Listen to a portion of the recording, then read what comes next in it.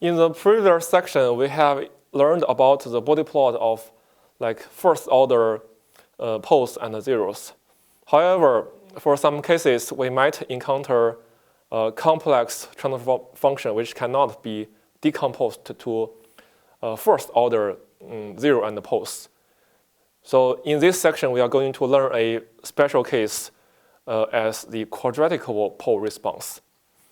So actually, quadratic pole response could be frequently encountered in the circuit theory. For example, if we have a second order circuits composed by RLC network, so here is the input as Vi.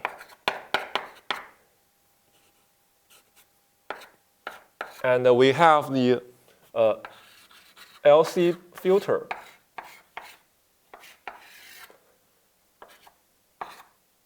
and the resistor. So the output signal is defined as the voltage across the load resistor.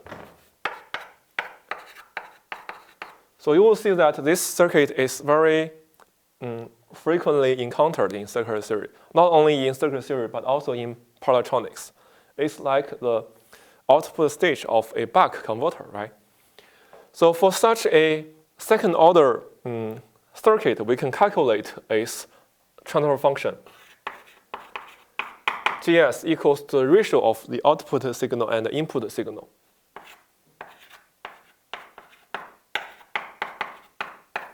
Again, this is a simple impedance voltage divider, right? So we can easily calculate its expression for transfer function. So here I will just give you the result. It's 1 over 1 plus S times L over R plus S squared LC. And for such a transfer function expression, we can convert it into standard form.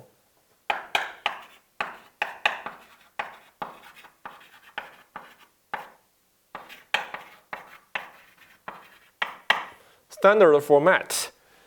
So we introduce two quantities. So Gs equals to 1 over 1 plus S over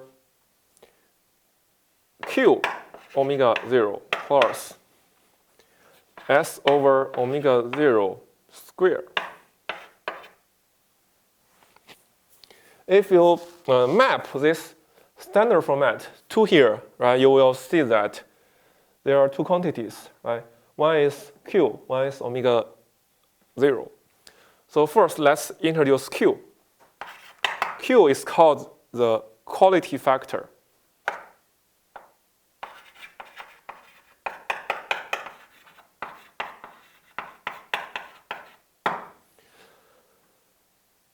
So this usually refers to a sinusoidal signal excited.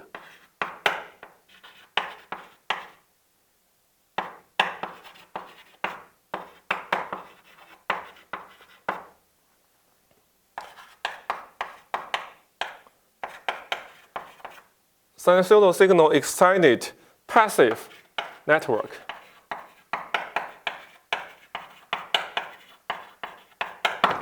When we talk about passive network, we usually refer to resistor, capacitor, and inductors. So when we talk about the passive network, we usually refer to the elements like resistors and inductors and capacitors. So Q will have a meaning here, practical meaning. So Q would like equal to 2 pi times the peak stored energy.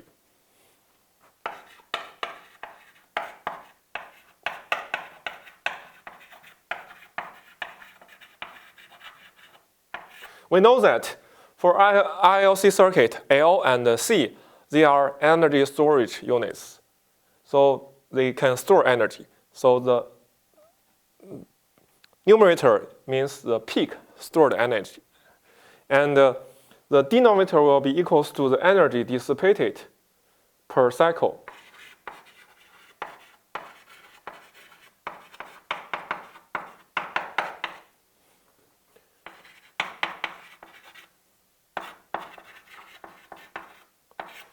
So the resistor will dissipate energy, right? So it's like the ratio between the energy storage units and energy dissipation units. And then if we compare those two expressions, we can see that. So correspondingly,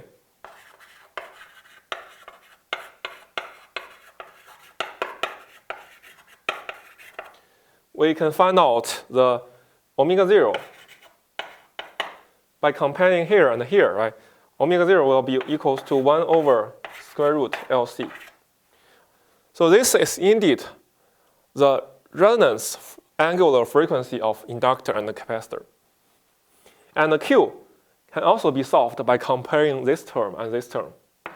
So Q will be equals to R over square root L over C. See here, R is the energy dissipation unit. L over C is the characteristic impedance, which essentially reflect the energy storage performance. And also we can reorganize this expression. So R times square root C over L. Now let's look at the denominator of GS. It is a quadratical function, right? So its roots depends on the value of Q. In high school math, we learned that how to solve the quadratical function, right? So if Q, when Q is bigger than 1 over 2, 0.5, for this, you will have a complex roots, a pair of complex roots.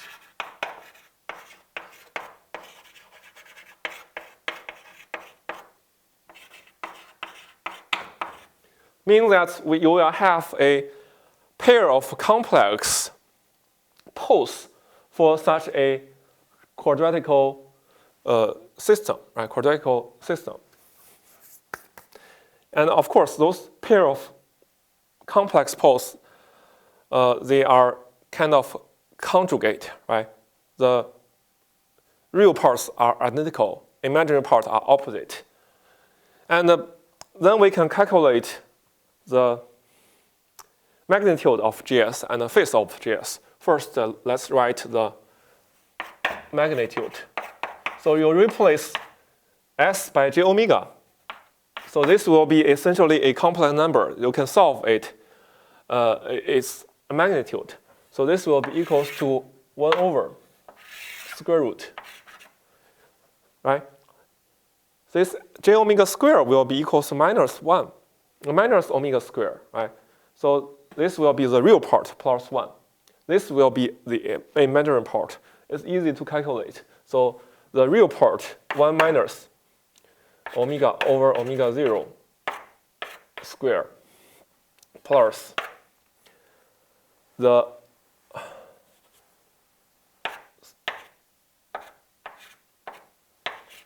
right plus the imaginary part square, so which is 1 over q times omega over omega 0.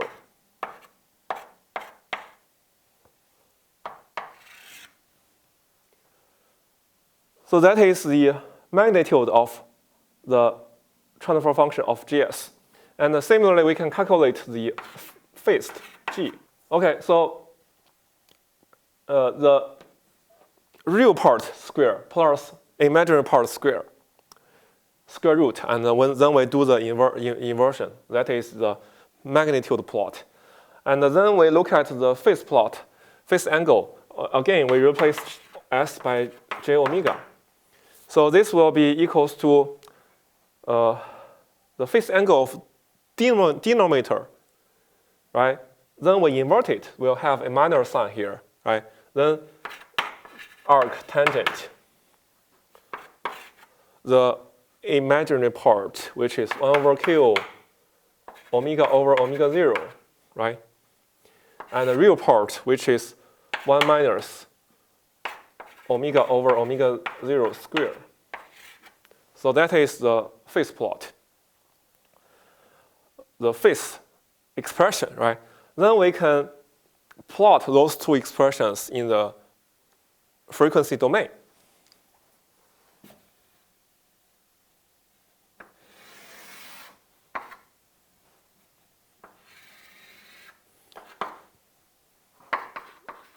Log omega. Here is 20 log transfer function. So for such a magnitude expression, so you will have at low frequency, this will be meaning omega is very small, right? This will begin from 0 dB. And at the omega 0, suppose it's right here. This omega 0 is a pair of complex roots, so you will experience a bump here.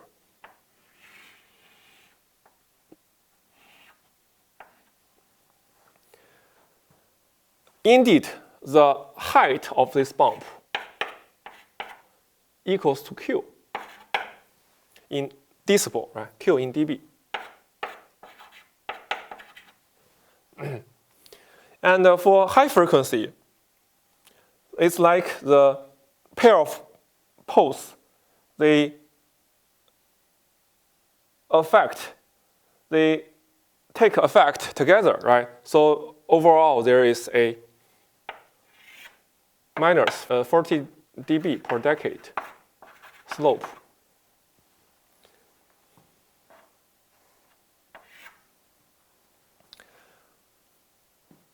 Okay. Next, let's look at the phase plot.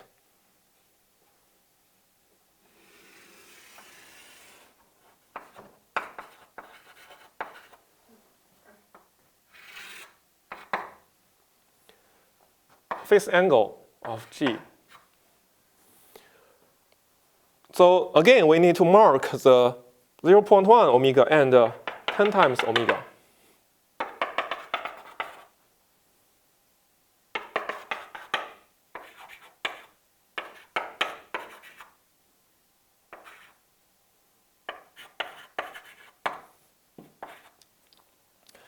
So for the 10 omega 0, right? Beyond the 10 omega 0, it's like two poles. They take effects together, each introduce minus 90 degree. Overall, it's minus 180 degree. And before this 0.1 omega 0, so both poles has no effect to the phase. So initially, it's 0. And in between this range, together they will have a minus 180 degree phase change. And at this omega 0, it's kind of the middle point as minus 90 degree. So basically, that's the Bode plot for the quadratic pole response. Okay. So where omega 0 equals to omega equals to omega 0, and j omega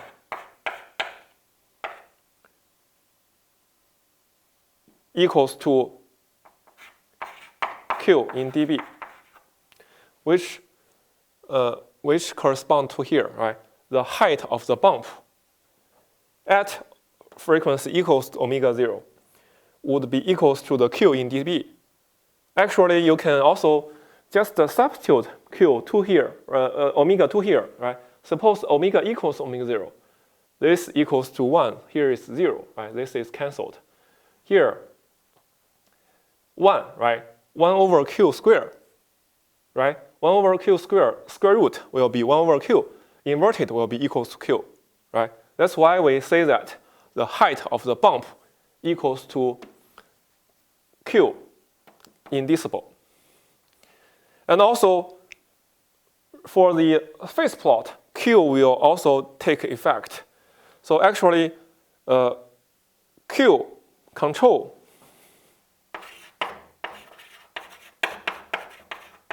the shape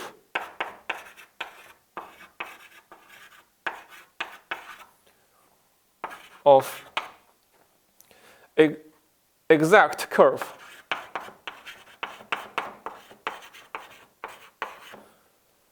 at the vicinity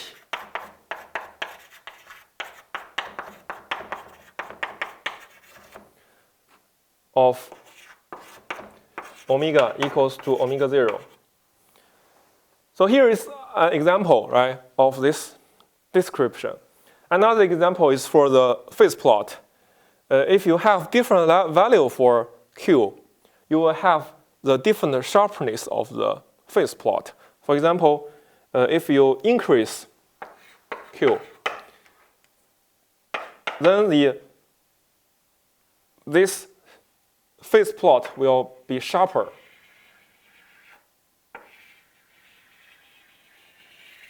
Like this, right? With bigger Q, you will have a sharper change of the phase.